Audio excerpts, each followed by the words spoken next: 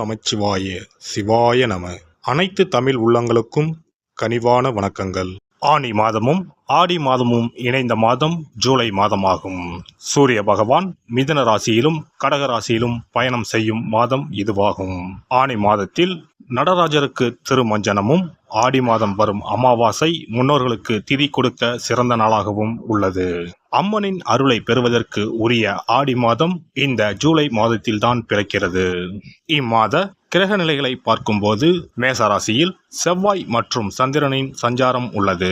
ரிஷபராசியில் குரு பகவானும், மிதுன ராசியில் சூரியனும் சுக்கிரனும் இணைந்துள்ளனர். கேது பகவான் கன்னி ராசியிலும், சனி பகவான் கும்பராசியிலும் உள்ளனர். ராகு பகவான் மீன ராசியில் சஞ்சாரம் செய்கின்றார். இம்மாத கிரக பெயர்ச்சி என எடுத்துக்கொண்டால் சுக்கிர பகவான் ஜூலை 6ஆம் தேதி மிதுன ராசியில் இருந்து கடகராசிக்கு செல்கிறார். செவ்வாய் பகவான் ஜூலை 12ஆம் தேதி மேசராசியில் இருந்து ரிஷபராசிக்கு இடப்பெயர்ச்சி ஆகின்றார். ஏற்கனவே ரிஷபத்தில் சஞ்சாரிக்கும் குரு பகவானுடன் செவ்வாய் பகவான் இணைந்து குருமங்கள யோகத்தை உண்டாக்குகிறார். அதே சமயம் இந்த ஜூலை மாதம் 16ஆம் தேதி இரவு 17ஆம் தேதி அதிகாலையில் சூரிய பகவான் மிதுன ராசியில் இருந்து பெயர்ச்சியாகி கடகராசியில் சஞ்சாரம் செய்கின்றார். இது ஆடி தமிழ் மாத பிறப்பை குறிக்கும். ஜூலை 19ஆம் தேதி புதன் பகவான் கடகராசியில் இருந்து சிம்ம ராசிக்கு பெயர்ச்சியாகின்றார். சுக்கிர பகவான் ஜூலை 31ஆம் தேதி சிம்ம ராசிக்கு பெயர்ச்சியாகின்றார். சந்திர பகவான் ஜூலை 1ஆம் தேதி அஸ்வினி நட்சத்திரம் மேசராசியில் இருந்து தன் பயணத்தை ஆரம்பிக்கிறார். இந்த கிரக பெயர்ச்சி மற்றும் சஞ்சாரத்தால் உங்கள் வாழ்வில் ஏற்படக்கூடிய சுப மற்றும் அசுப பலன்கள் என்ன என்பதனை பற்றி காண்போம். உங்கள் வாழ்வில் வளமும் நலமும் செல்வ செழிப்பும் பெற்று வாழ்வில் உயரிய நிலையை அடைய எல்லாம் வல்ல எம்பெருமானை வேண்டி விரும்பி கேட்டுக்கொள்கிறேன்.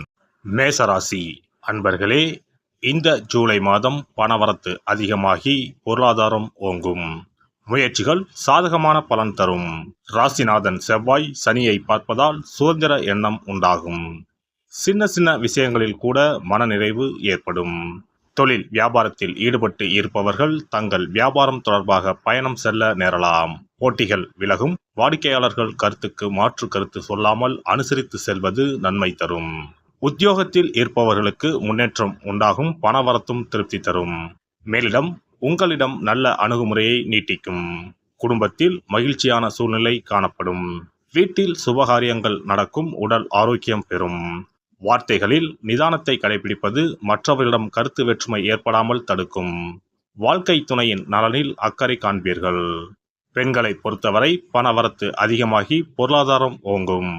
முயற்சிகளில் சாதகமான பலன் கிடைக்கும். சின்ன விஷயங்களில் கூட கவனமாக செய்வீர்கள். கலைத்துறையினருக்கு தேவையான பொருட்களை வாங்குவார்கள். நீண்ட நாட்களாக செய்ய நினைத்த ஒரு காரியத்தை செய்து முடிப்பார்கள். மதிப்பும் மரியாதையும் கூடும். அரசியல் துறையினருக்கு வீண் மனஸ்தாபம் ஏற்பட்டு நீங்கும். நண்பர்களிடையே சுமூக உறவு இருக்க விட்டு கொடுத்து செல்வது நல்லது. வாழ்வில் முன்னேற அக்கறை காட்டுவீர்கள். மனத்துணிவு அதிகரிக்கும். பணவரத்து எதிர்பார்த்தபடி திருப்திகரமாக இருக்கும். மாணவர்களுக்கு சக மாணவர்களின் கருத்துக்களுக்கு மாற்று கருத்துக்களை கூறாமல் அனுசரித்து செல்வது சுமூகமான சூழ்நிலையை ஏற்படுத்தும். கல்வியில் முன்னேற்றம் காணப்படும். நட்சத்திர பலன்கள். அஸ்வினி நட்சத்திரம்.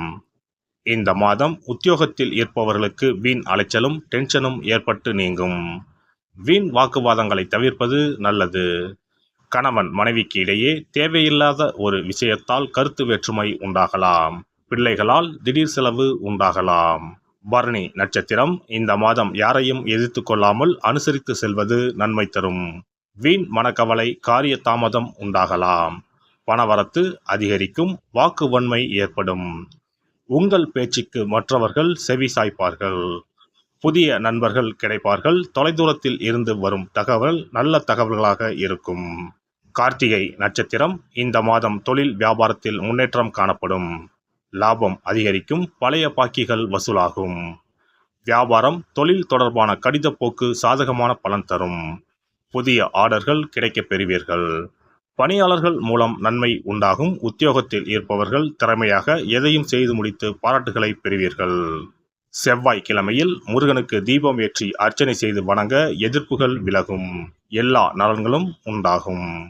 அதிர்ஷ்ட கிழமைகள் திங்கள், புதன், வெள்ளி. சிறப்பு தொகுப்பு. ஒரு வெற்றிலை இருந்தால் உங்கள் துன்பங்களில் இருந்து விடுபட முடியும் என்றால் நம்ப முடிகிறதா? ஆம், உங்கள் ராசிக்கும் வெற்றிலை பரிகாரம் இருக்கிறது. அவற்றிற்கான வழிபாட்டு முறைகள் பற்றி காண்போம். பண்டிகை, திருவிழா, வீட்டில் விசேஷம் என்றால் வெற்றிலை பாக்கு வைத்து உறவினர்களை அழைப்பது வழக்கம். வெற்றிலையும் பாக்கும் மகாலட்சுமியின் அம்சங்களாகும். 12 ராசிக்காரர்களுக்கும் வெற்றிலையின் மூலம் பரிகாரம் செய்ய கவலைகள் தீரும் என்பது நம்பிக்கை. வெற்றிலையின் நுனியில் லட்சுமியும், நடுவில் சரஸ்வதியும், காம்பில் பார்வதி தேவியும் வசிக்கின்றனர். மகாவிஷ்ணுவும், பிரம்மாவும், சிவனும், சுக்கிரனும் கூட வெற்றிலையில் வாசம் செய்கின்றனர். எனவேதான் பூஜை மற்றும் திருமணம் சுபமாக நடக்க வேண்டும் என்பதற்காக வெற்றிலை பாக்கு படைக்கப்படுகிறது. துன்பம் விலக உங்க ராசியின்படி இந்த மாதிரி வெற்றிலை பரிகாரம் செய்யுங்கள். வெற்றிலை பரிகாரத்தில் எல்லோரும் ஒரே மாதிரியான பரிகாரத்தை செய்தால் பலன் தராது. அவரவர் ராசிக்கு தகுந்தபடி சில இஷ்ட தெய்வங்களையும் சில கிரக தெய்வங்களையும் பொறுத்து உங்களுடைய பரிகாரத்தை மாற்றிக்கொள்ள வேண்டும். அப்போதுதான் உங்களுக்கு என்ன கஷ்டமோ அது சரியாக நீங்கி உங்களுக்கு நல்ல பலன்கள் கிடைக்கும். உங்களுடைய ராசியின்படி வெற்றிலையில் குறிப்பிட்ட கிழமையில் பரிகாரம் செய்தால் உங்கள் துன்பம் விலகும், பிரச்சனைகள் தீரும். மேசராசி அன்பர்கள் செவ்வாய்க்கிழமைகளில் வெற்றிலையில் மாம்பழம் வைத்து முருகப்பெருமானுக்கு நெய்வேத்தியம் செய்துவிட்டு அந்த பழத்தை உண்டால் அனைத்து கஷ்டங்களும் நீங்கும். ரிஷபராசி அன்பர்கள் செவ்வாய்தோறும் வெற்றிலையில் மிளகு வைத்து வழிபாடு நடத்தினால் துன்பங்கள் அனைத்தும் தீரும். மிதுன ராசி அன்பர்கள் புதன்கிழமைகளில் வெற்றிலையில் மிளகு வைத்து இஷ்ட தெய்வத்தை வழிபடவும். பின்னர் அதையே பிரசாதமாக சாப்பிட்டால் துன்பங்கள் எல்லாம் நீங்கும். கடகராசி அன்பர்கள் வெள்ளிக்கிழமை தோறும் வெற்றிலையில் மாதுளை பழத்தை வைத்து காளியை வழிபாடு செய்து பின்னர் அந்த மாதுளை பழத்தை சாப்பிட்டால் துன்பங்கள் நீங்கும். சிம்மராசி அன்பர்கள் வியாழக்கிழமைகளில் வெற்றிலையில் வாழைப்பழத்தை வைத்து இஷ்ட தெய்வத்தை வழிபடலாம். பின்னர் அந்த பழத்தை பிரசாதமாக உண்டால் கஷ்டங்கள் நீங்கும். கன்னிராசி அன்பர்கள் வியாழக்கிழமையில் வெற்றிலையோடு மிளகு வைத்து உங்கள் இஷ்ட தெய்வத்தை வணங்குங்கள். உங்கள் துன்பம் துயரம் எல்லாம் தீர்ந்துவிடும். துலாம் ராசி அன்பர்கள் வெற்றிலையில் கிராம்பு வைத்து உங்கள் இஷ்ட தெய்வங்களை வழிபட்ட பின் அதை உண்டால் அனைத்து துன்பங்களும் நீங்கும்.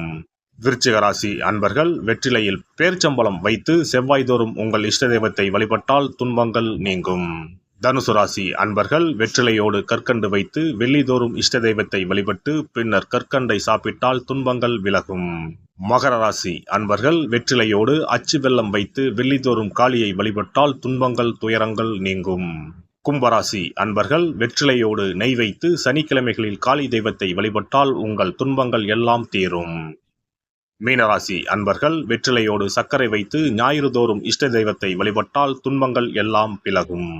எல்லாம் வல்ல இறையருளால் நீங்களும் உங்கள் அன்பு குடும்பமும் உடல் நலம், நீலாயுள், நிறை செல்வம், உயர் புகழ், மெய்ஞானம் ஓங்கி வாழ்க வளமுடன். இந்த வீடியோ பதிவு உங்களுக்கு பிடித்திருந்தால் லைக் பண்ணுங்க, கமெண்ட் பண்ணுங்க, ஷேர் பண்ணுங்க, மறக்காம சப்ஸ்கிரைப் பண்ணுங்க, பக்கத்துல இருக்கிற பெல் பட்டனை கிளிக் பண்ணுங்க. நன்றி, வணக்கம். ஓம் நமச்சிவாய, சிவாய நம.